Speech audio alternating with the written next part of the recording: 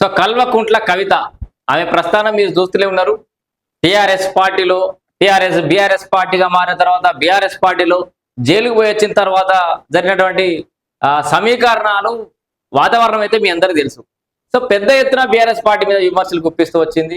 మొత్తానికైతే సామాజిక తెలంగాణ సాధిస్తా అంటూ కొత్త పార్టీ పెట్టడానికి అయితే సిద్ధమైంది. మొగోళ్ళ పార్టీలని మీరు ఎత్తుకుంటారు, ఆడల పార్టీలను మీరు విమర్శిస్తారా అని చెప్పేసి కూడా చాలా రకాలుగా ముచ్చట చెప్పింది. అయితే మొత్తానికి ఇప్పుడు మరికొద్ది సేపట్లో కవిత గారి పార్టీ ఆవిర్భావం జరగబోతుంది. అయితే ఆ కవిత యొక్క పార్టీ పేరేంది, విధి విధానాలు ఏంది అనేది అందరు ఎదురు చూస్తారు ఆసక్తిగా.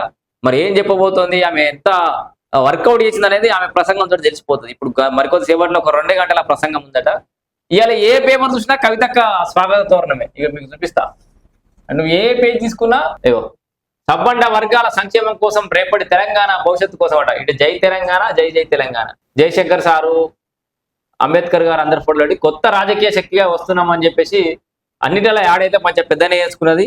మొత్తానికైతే కథ పెద్ద ఉన్నది. అయితే మరి పార్టీ పేరు ఏందని చెప్పేసి ఒక పెద్ద చర్చ నడుస్తోంది. టిఆర్ఎస్ పార్టీ పేరు వాడుకుంటది అన్నట్టు కూడా మొన్నటిదాకా ప్రచారం నడిచింది.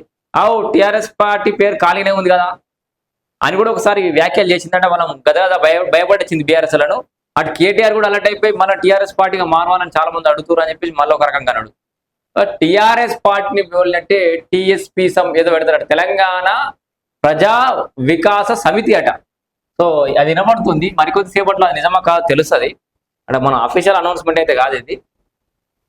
తెలంగాణ కవిత కొత్త రాజకీయ పార్టీ పేరు తెలంగాణ ప్రజా వికాస్ సమితి. ఇది ఏఐ జనరేటెడ్ ఇమేజ్.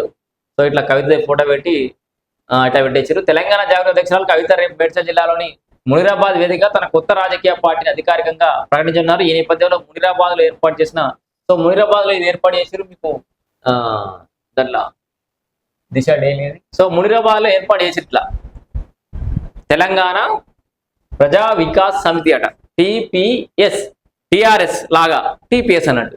సో మరి ఏం జరగబోతుందని అయితే ఎదురు చూడాలి. స్వాగతం సుస్వాగతం టిపిఎస్ అని చెప్పేసి ఇట్లాంటి తోరణం ఒకటి ఏర్పాటు చేశారు. సైన్ బోర్డులను ఆవిష్కరిస్తున్న కవిత తెలంగాణ ప్రజా జాగృతి నేడు రాజకీయ పార్టీని ప్రకటించనున్న కవిత. సో సైన్ బోర్డులను ఆవిష్కరిస్తున్న కవిత మునిరాబాద్ లో సభ ఉదయం 10 గంటలకు పార్టీ పేరు, జెండా, ఎజెండా కూడా మొత్తం ఆవిష్కరించబోతుంది. పసుపు కలరు, ఆకుపచ్చ కలర్ అట, నీలి రంగులతో జెండా. పసుపు, ఆకుపచ్చ, నీలి రంగులతో జెండా. గన్ పార్క్ లో అమరవీరులకు నివాళులు. తర్వాత ర్యాలీగా మునిరాబాద్ కవిత పార్టీ విధి విధానాలు వివరిస్తూ ప్రసంగం. 50,000 మంది హాజరయ్యేలా ఏర్పాట్లు అయితే చేసిరు. 50,000 మందితోటి పసుపు ఏర్పాట్లు సిద్ధం చేసిరు. పసుపు, ఆకుపచ్చ, నీలి రంగుతోటి జెండా ఉండబోతోంది. ఎజెండా కూడా ప్రకటిస్తుంది.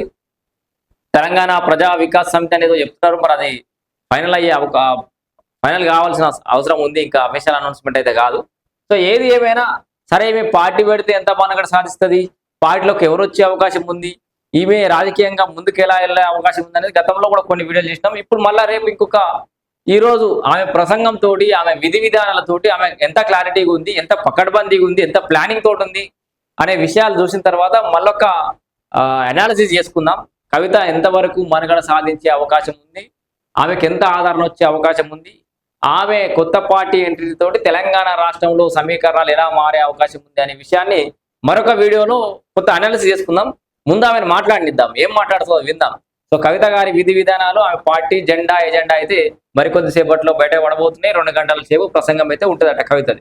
సో చూద్దాం మరి ఏం జరగబోతుంది.